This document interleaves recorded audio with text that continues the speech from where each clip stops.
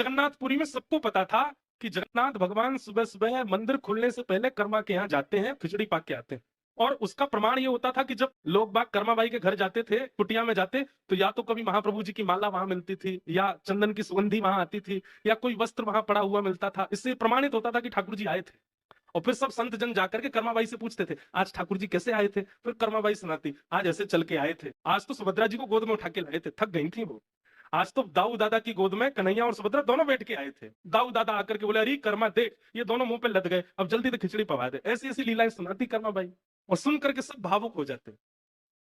लेकिन एक बार एक महात्मा गए, बड़े विद्वान। वो महात्मा, अब जो ज्यादा कई बार ज्ञानी हो जाते हैं ना, बुरा नहीं मानिएगा, ज्ञान होना एक बात होता है और ज्ञान का आवरण होना एक अलग बात होता है। एक होता है धनवान है, और एक है धनवान है नहीं पर दिखा रहे हैं कि हम बहुत धनवान है। यहाँ पे अंगूठी पहन, यहाँ पे पहन, यहाँ पे पहन, इधर लटका लिए दो चार। कई लोग ऐसा वो जबरदस्ती दिखाते हैं कि हम बहुत धनवान हैं। कई लोग ज्ञानी नहीं होते पर दिखाते हैं कि हम बहुत ज्ञानी। कई लोग भक्त होते नहीं पर दिखाते हैं कि हमें भक्ति बहुत है। तो ऐसे ही एक महात्मा चले गए।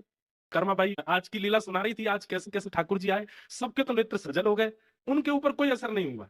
सब लोग वहां से जाने लगे। आज ठाकुर जी की खिचड़ी प्रसादी लेकर के सब जैसे जाने लगे, तो वो महात्मा बोले, सब चले जाएं कर्मा, फिर मुझसे एकांत में बात करना।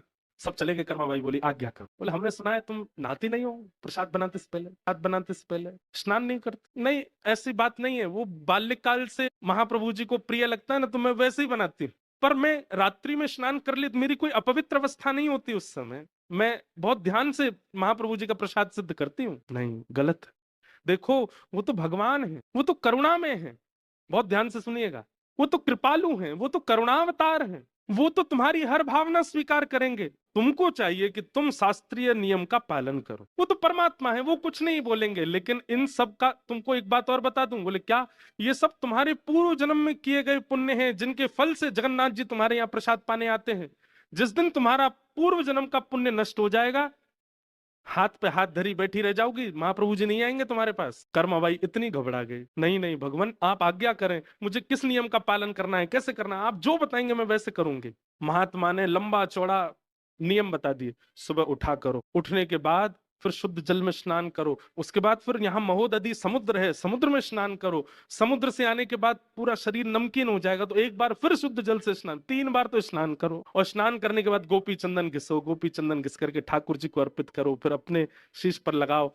फिर जिस चूल्हे में ठाकुर जी का भोजन बनता है, उस चूल्हे में बढ़िया पूजन करो, उस पर पुष्प अर्पण करो, अन्नपूर्णा मैया को प्रणाम करो।